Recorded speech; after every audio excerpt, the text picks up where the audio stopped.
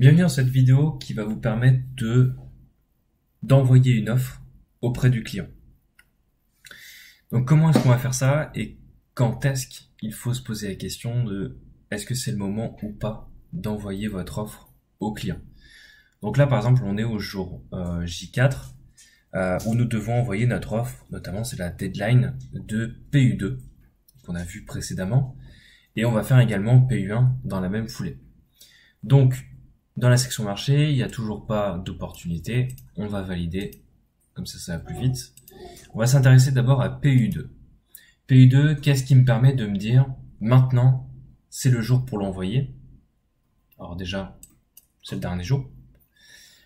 Mais l'autre information qu'il faut regarder impérativement, c'est la fourchette indicative. Souvenez-vous, la fourchette indicative, c'est au plus bas, combien de temps ça va me prendre en termes d'exécution. 120 heures d'exécution du projet. Donc c'est des tâches qui vont se faire au fur et à mesure. On va pas rentrer dans le détail ici. On va regarder d'un point de vue beaucoup plus large. Et au maximum, ça peut me prendre 129. Donc pour rappel aussi, si on va fixer 120 ou 129, c'est en fonction du prix qu'on veut mettre, mais également au niveau de qualité. Pour rappel, pour deux entreprises qui ont le même indice qualité, c'est celle qui va passer le plus de temps qui va avoir un meilleur indice qualité. Donc, au bout d'un moment, on va avoir cette différence-là entre la fourchette basse et la fourchette haute. Là, ici, j'ai que 9 heures d'écart. Je peux me dire, et je me dis ça maintenant, ça me fait très peu d'écart, je vais donc m'arrêter là dans l'affinage du devis. Donc dans la zone planification et réalisation, on va pouvoir commencer à inscrire des choses. D'abord, dans un premier temps, le temps de réalisation. Je sais que ça doit être dans la fourchette, obligatoirement. Donc, je vais devoir ici inscrire 120, 121, 122, etc. jusqu'à 129. J'ai envie de travailler, et notamment ici, le client, c'est quoi? C'est le délai de livraison. Donc, je vais plutôt m'intéresser à passer moins de temps, puisque ça va me permettre de travailler sur le critère délai de livraison, mais également sur le prix. Donc, je vais marquer ici 120. La qualité m'importe peu dans mon cas. Je vais prendre différentes personnes. Alors, il faut savoir que dans mon scénario, vous, ça sera indiqué si c'est différent ou pas, l'ensemble des personnes de mon équipe, malgré qu'ils aient un taux horaire différent, n'ont pas le même indice qualité. Donc, je vais prendre ceux qui me coûtent le moins cher, ce qui va me permettre de travailler sur le prix, et on va voir d'ailleurs la différence. Je vais commencer par mettre Yann. Yann, dans mon scénario encore une fois, on sait que les gens travaillent 8 heures par jour, donc 40 heures par semaine. Donc au maximum, je peux mettre ici 40. Si vous mettez plus, 50, on va voir ce qui se passe si je clique sur affecter. Affectation impossible. Pourquoi? Parce que j'ai dépassé 40. Donc je vais marquer ici au maximum, il peut faire 40 heures. Si on fait un petit calcul, et que s'il est tout seul, 120 heures divisé par 40, ça va me prendre 3 semaines, pardon. 3 semaines, donc semaine 9 à la semaine 11, je clique sur affecter, et là on voit que j'arrive directement de 120 heures sur 120 heures. Vous êtes tenté de vous dire, bah ouais mais moi j'ai envie de garder du temps, je vais mettre que, je sais pas moi, 15 heures. Alors 15 heures, si je mets sur 3 semaines, ça me fait que 45 heures sur 120. C'est-à-dire que à tout seul, il va falloir que je le fasse terminer beaucoup plus tard. La semaine 15, j'ai toujours pas fini. Le délai de livraison prend en compte la dernière semaine de travail. Donc ici, si j'ai mis 15 heures par semaine, on va dire au client, il va durer 120 heures, mais par contre, on le livre, il sera livré à la semaine 15. Si un concurrent a fait comme on a fait tout à l'heure à 40 heures et qui finit en semaine 11, sur l'indicateur délai de livraison, il sera plus performant que moi. Donc ça va pas. Ça, faut éviter pour manager au mieux son équipe sur le plan réalisation. Ne travaillez pas sur des 3 heures par semaine, c'est inutile. Remplissez directement, ça sera beaucoup plus simple. Donc, je peux aller à la semaine 11 si j'ai jamais tout seul, mais ce qu'on peut faire aussi, c'est de travailler semaine 9 à 9 avec différentes personnes. Donc Yann, on va mettre Jérémy, et également Géraldine. Je clique sur affecter et du coup on voit la planification qui se fait au fur et à mesure. Du coup ici on est bien à heure totale 120 sur 120 comme on a marqué là. Et là on voit que tout en haut, on voit qu'il y a les informations qui se sont mises. On livre maximum, donc on finit à la semaine 9. Ça va être très très bien pour travailler sur le délai de livraison. Sur la qualité, on a proposé un projet à 120 heures. Donc si un client qui est à 121, il aura un meilleur indice qualité que nous, il faut le savoir. Et on a un coût prévisionnel à 8200 €. Là, on a toutes les informations pour fixer un prix de vente. Dans le guide, on vous a indiqué une petite information que vous pouvez suivre ou pas. Ça, c'est en fonction de vous. On sait que l'entreprise a pour habitude de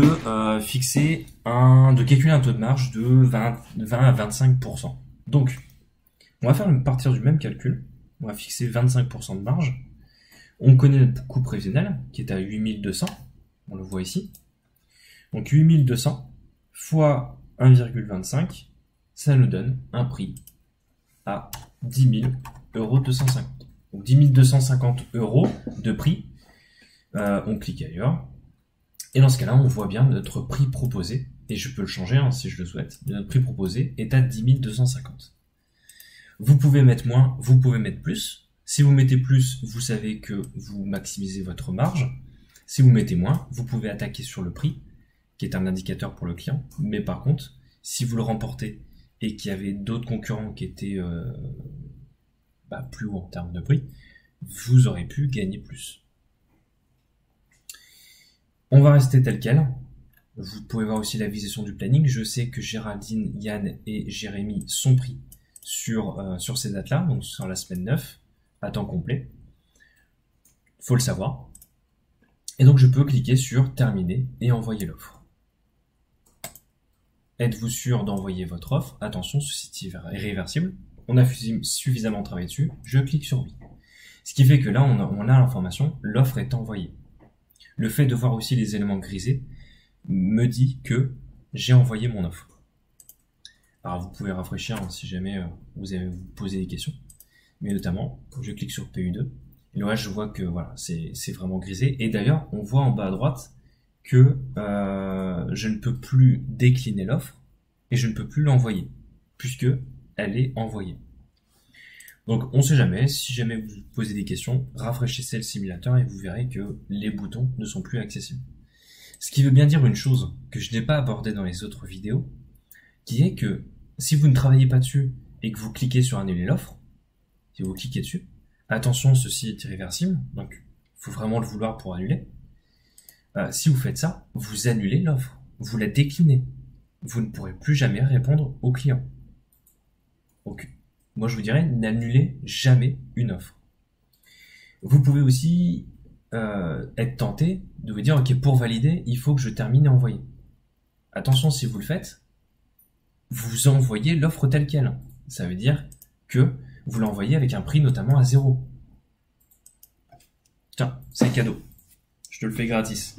Donc attention, on valide une journée en cliquant en haut à gauche sur le bouton validation. Là, je valide. C'est parce que j'ai terminé mon offre. Attention, terminer envoyer l'offre, c'est que je termine et j'envoie l'offre à mon client avec toutes les informations. Donc attention.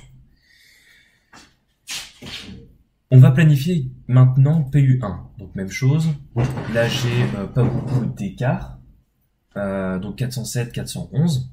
On va donc s'attarder à la planification. Ici, il faut que ça soit dans la fourchette. Donc je vais le marquer. Notamment la qualité est importante. Je vais marquer 411.